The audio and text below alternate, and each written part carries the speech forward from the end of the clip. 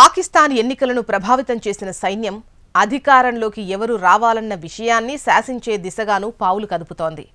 నవాజ్ షరీఫ్ నేతృత్వంలో పీఎంఎల్ఎన్ సంకీర్ణ ప్రభుత్వాన్ని గద్దెనెక్కించేందుకు సంపూర్ణ సహకారం అందిస్తామంటోంది.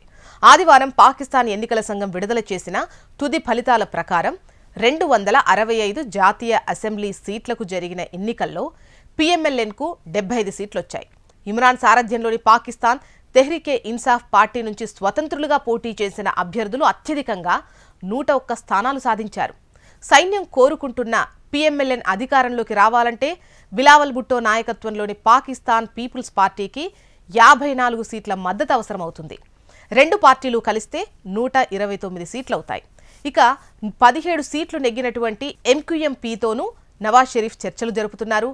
ప్రభుత్వ ఏర్పాటుకు 133 సీట్లు కావాలి. ఈ మూడు పార్టీలు కలిస్తే అధికారం సొంతమవుతుంది. ఈ పొత్తుకు ఇంకా పీపీపీ, ఎంక్యూఎంపీ పచ్చజెండా ఊపలేదు. షరీఫ్ ప్రధాని కావడం పీపీపీకి ఇష్టం లేదు అన్న వార్తలు వస్తున్నాయి. ఈ నేపథ్యంలో నవాజ్ సోదరుడు షెహబాజ్ పేరును పీఎంఎల్ఎన్ ప్రతిపాదిస్తోంది. ఇందుకు సైన్యం అంగీకరించే అవకాశాలున్నాయి.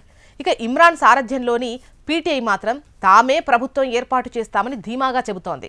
తాము 170 సీట్లు నెగ్గామని, అధికారులు అక్రమాలు చేసి తమ అభ్యర్థులను ఓడించారంటోంది. ఈ మేరకు ఓడిపోయిన పీటీఐ అనుకూల స్వతంత్ర అభ్యర్థులు న్యాయస్థానాల్లో పిటిషన్ల మీద పిటిషన్లు వేస్తున్నారు. జైల్లో ఉన్న ఇమ్రాన్ ఖాన్ పాకిస్తాన్ ఎన్నికల్లో బ్యాట్ లేకుండానే సెంచరీ చేశారు. ఎన్నికల సంఘం అధికారిక ప్రకటన ప్రకారం 265 జాతీయ అసెంబ్లీ సీట్లలో ఇమ్రాన్ నేతృత్వంలోని పీటీఐ నుంచి స్వతంత్రులుగా పోటీ చేసిన అభ్యర్థులు 101 సీట్లలో విజయం సాధించారు.